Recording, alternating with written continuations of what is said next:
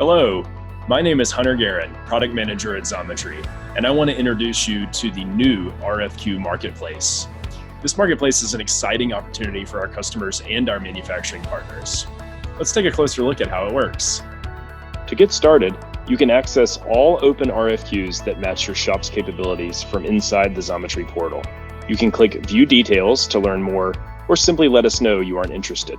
Once you're in the Details page, you can review the RFQ notes from the customer, such as quantity, material, and finish, and all quoting-related documents, including the mechanical drawing.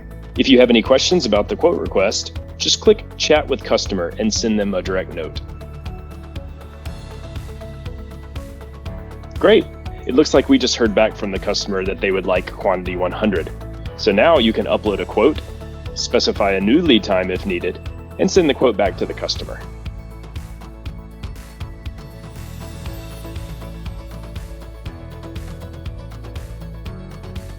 You can review all of your pending RFQs at any time from the drop-down menu.